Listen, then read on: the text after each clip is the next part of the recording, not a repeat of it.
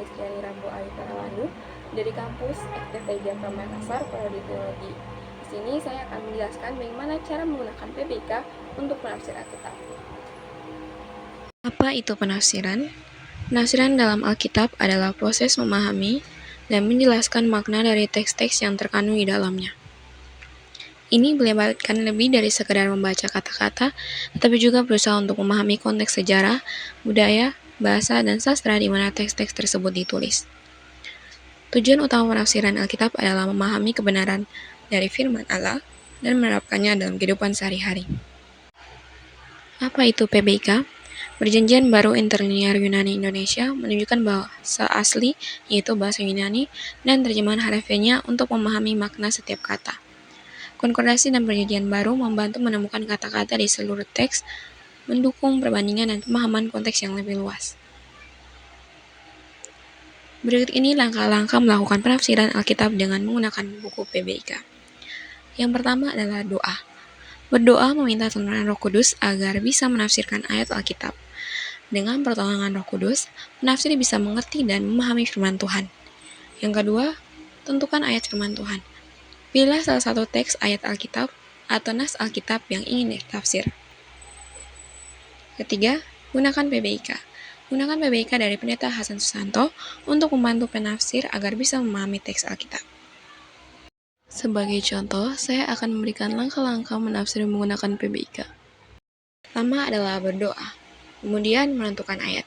Di sini saya memakai Titus pasal 3 ayat yang pertama yang berbunyi, ingatkanlah mereka supaya mereka tunduk pada pemerintah dan orang-orang yang berkuasa, taat dan siap untuk melakukan setiap pekerjaan yang baik. Kedua, gunakan PBIK.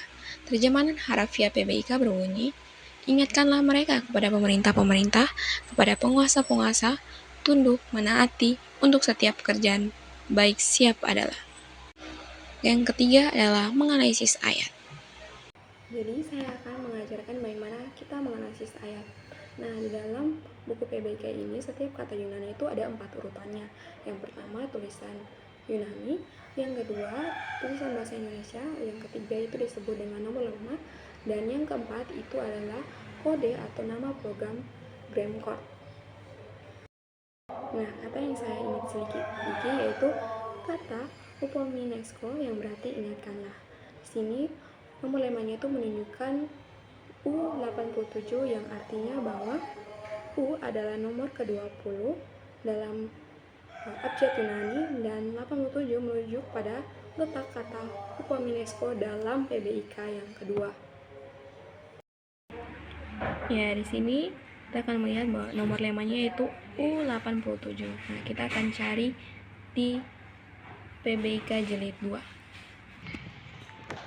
Nah, di PBIK jilid 2 ini kita harus cari huruf awalnya yaitu O.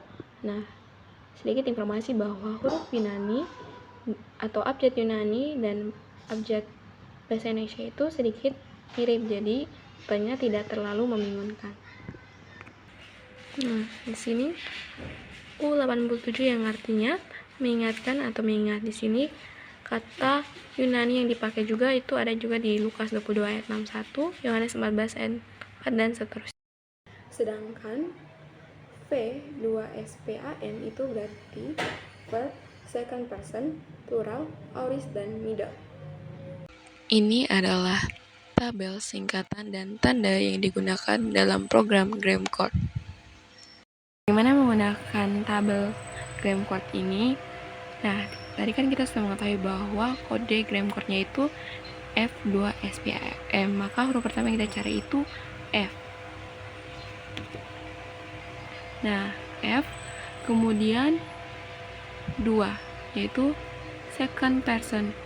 Kemudian diikuti dengan S yaitu singular, dan P yaitu present, dan A yaitu aktif, dan M yaitu imperatif.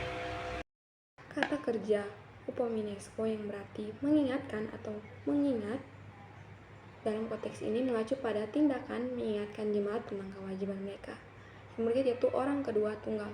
Kata ini ditunjuk pada Titus secara langsung yang berarti Paulus ingin memberi perintah kepada Titus sebagai individu bukan kepada kelompok. Dan sekarang, bentuk present tense yang menunjukkan bahwa perintah ini bersifat berkelanjutan atau berulang. Paulus meminta Titus untuk terus-menerus mengingatkan jemaat, bukan hanya sesekali, dan aktif. Aktif menunjukkan bahwa Titus adalah pelaku tindakan, yaitu secara aktif harus mengingatkan orang lain atau jemaat di Kreta. Dan imperatif sebagai bentuk perintah langsung dari Paulus kepada Titus menegaskan urgensi dan otoritas dalam tugas ini. Ayat ini mencerminkan konteks sosial politik di mana orang Kristen saat itu hidup di bawah pemerintahan Romawi. Paulus menekankan pentingnya hidup sebagai warga yang baik, taat pada otoritas, dan menunjukkan karakter Kristiani melalui perbuatan baik agar menjadi kesaksian positif di tengah masyarakat.